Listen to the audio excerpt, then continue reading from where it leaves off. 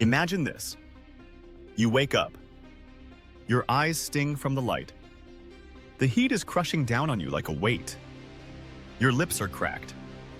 Your throat is already dry. The air feels heavy, almost poisonous. You look around. No trees. No water. No shade. Just cracked, alien-looking earth stretching out forever. You're stranded. And not just anywhere. You're in the Danakil Desert. And if you don't know where that is, it's a place scientists call the most inhospitable spot on Earth. The Danakil sits in northern Ethiopia, near the border with Eritrea. It's part desert, part volcanic wasteland, part nightmare. Surface temperatures here? They can hit 130 degrees Fahrenheit. That's in the shade. And most of the time, there is no shade. The land bubbles with acid pools. The ground itself hisses, releasing toxic gas. There are volcanoes still alive out here. The whole place feels like a different planet. And here's the kicker. People don't survive long here. I'm 32 years old. And when I think about how hard it already feels to handle a brutal Texas summer, I can't even imagine lasting here for more than a few hours. Let's break down what would actually happen. Hour 1. You wake up and start moving. At first, adrenaline carries you. But every step feels like you're dragging lead. Your sweat evaporates instantly. Your lips are already cracking. Hour 2. Your body is in overdrive trying to cool itself. You're losing water fast. Your heart rate climbs. You start to feel dizzy. Your skin feels like it's cooking. Hour 3. Dehydration sets in. Your muscles cramp. Your tongue swells. Thoughts get sluggish. You might stumble or trip because your brain isn't firing right. Hour 4 to 6. Heat stroke looms. Your skin may actually stop sweating, which sounds like a break, but it's a death sentence. Your core temperature climbs. Headaches pound. You feel sick. Your body is shutting down. And by the time a full day passes, if you've had no water, the odds of you surviving another night are almost zero. That's how fast this place breaks you down. But even if you make it through the day, the night doesn't save you. Out here, when the heat dips just enough for animals to move, the desert comes alive. You might hear distant howls, hyenas. They're curious, they're bold, and if you're weak, they'll circle. At first, it's 1 or 2 shadows in the dark.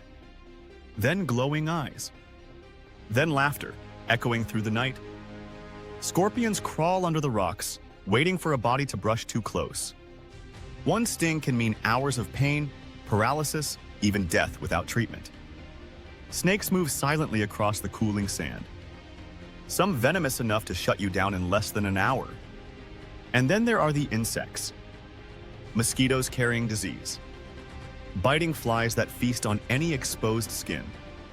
Even camel spiders, which aren't true spiders, but grow so big they'll make your stomach drop.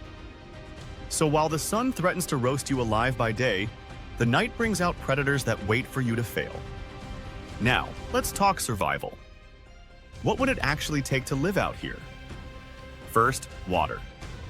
The human body might survive 3 days without it in normal conditions. Here, maybe 1. If you had a gallon with you, you might stretch it for a day. 2 days if you're lucky. But eventually, the desert wins. Second, shelter. You'd need something to protect you from the sun. Even a tarp could save your life. But stranded with nothing? Every hour is like sitting in an oven. Third, food. You could last weeks without it, but out here, food might be even harder to find than water. There are no fruit trees. No plants. Just a barren wasteland. Your only hope would be moving at night, resting during the day, and praying you could stumble towards civilization before your body gave out. But here's the problem. The Danakil is massive. Hundreds of miles of wasteland. And if you don't know the direction, you could walk in circles until you collapse. And then there's the mental game. This might be the part people underestimate the most. Being stranded in a place like this breaks your mind before it breaks your body. the silence is crushing. But it's not really silent. You'd hear bubbling, hissing, maybe even explosions from the volcanic ground. Your brain, already foggy from dehydration, starts to trick you. You see water that isn't there. You see shapes moving in the distance. You hear voices. Hallucinations set in. And when they do, survival becomes almost impossible. You might wander toward an acid pool thinking it's salvation. You might collapse because your brain convinces you you're safe when you're not. Out here, loneliness isn't just emotional. It's lethal. So why the Danakil? Why is it worse than the Sahara? Or the Amazon? Or even Antarctica? The Sahara is brutal, sure. But there's at least some chance of finding an oasis, of stumbling across a nomadic tribe. The Amazon is deadly, yes. But it has water, plants, animals, resources, even if they're dangerous. Antarctica is freezing.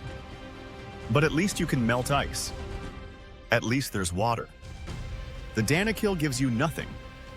No water. No shelter. No food. And no safe direction. It is pure hostility. A place where survival odds drop to almost zero the second you arrive. So what would it actually take to live through it?